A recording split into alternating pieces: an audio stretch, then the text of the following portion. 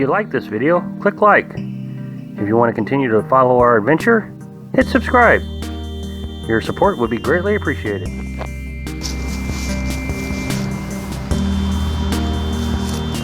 Hello, Lives on the Road subscribers and followers. I've made a couple videos about the stress and the sadness and the feelings and all the things that come along with downsizing your lives so you can live in a travel trailer or a pop-up camper or whatever you want to live in, RV. No matter what you do, you're going to have to downsize. Otherwise, I don't think you can really consider yourself living in a camper. But not just that, there's a lot of folks that have asked me that I'm not sure are actually going to live in a camper, but still want to kind of declutter their lives. Here's the thing. We went down to Florida for our little trial run to see if this is what we really wanted to do. And when we came back to Missouri, we downsized our entire lives in 2 weeks. The first 3 days that we got back, we didn't do anything. We just could not get motivated to do it. And what really helped us past that, okay, well, you know, this is just blah, blah, blah, was we had a goal. We set a goal, and we said we're going to hit this goal.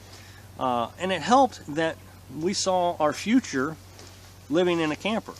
But we gave ourselves 2 weeks, and we said, you know, we're going to do it. Well, we already wasted 3 days, which means we really had to buckle down and get things going.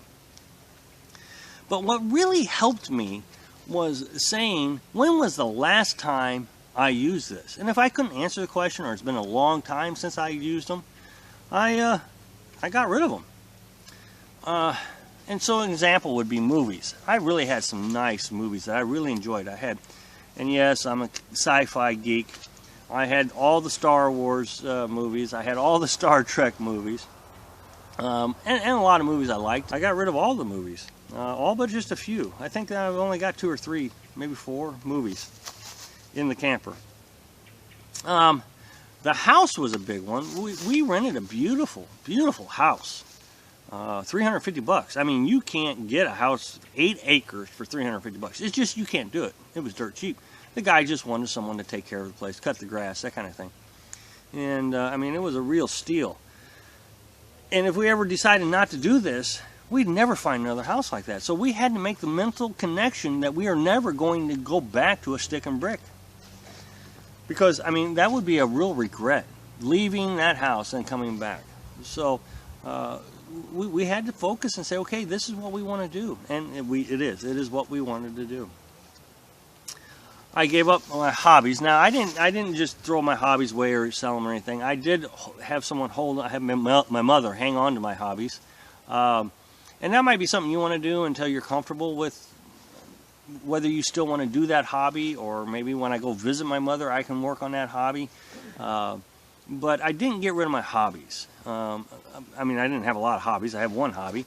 I didn't get rid of it. It's sitting up in Mom's garage attic. So that might be something you want to think about your hobbies. Do get rid of them. I mean, do something, you know, but don't just throw them away, because that's a big investment, something that you enjoy doing. So I would say just have someone hold on to them. My tools, there again, I didn't get rid of all my tools. I kept a lot of my hand tools here because I need them. But like the power tools, I shared with my family. I think it's kind of known that they can use them anytime they want. But when I come back, if I needed to use them, I could use them. But really, am I ever going to use the hand tools? Power tools, I guess, is the specific, what I meant to say. I would like to have them occasionally, but I really don't need them because, you know, you can rent them over here, you know, from the hardware store. So, again, I didn't give them away. I mean, I just kind of, here you can use them. I may never use them again. Doesn't matter. The silverware set. The silverware set was really hard for me. It was a very expensive set that my ex-wife bought on QVC. I really had no attraction to the set. There was nothing I really wanted to do with it. I was having a problem with the amount of money that I was going to lose on the silverware set. I didn't want to have to spend the money in the first place, but now that I've spent the money, I'd like to hang on to them. But what for?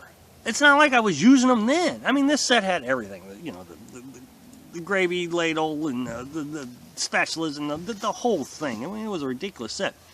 But I'd never used it, so I went back to my old philosophy. If I haven't used it in a long time, you know, why am I keeping it? So that was a tough one. Okay, one that's always asked about is antiques. Well, I got my antiques. Yep, antiques. That is, I had antiques too. I had an antique table and a buffet that actually had some sentimental value to me. My grandmother had a buffet, china cabinet, and a table, antique, that she had. And, well, when, of course, years later, when I grew up, I saw one and I bought it. It was all refurbished. It was beautiful. It was an absolute beautiful set. And yes, I did use it. I used the buffet. I hadn't used the table in a long time. It just sat. But I didn't want to get rid of it because it had the sentimental value and I was using it. But the easy solution to this was give it to someone who could appreciate it. Someone I know.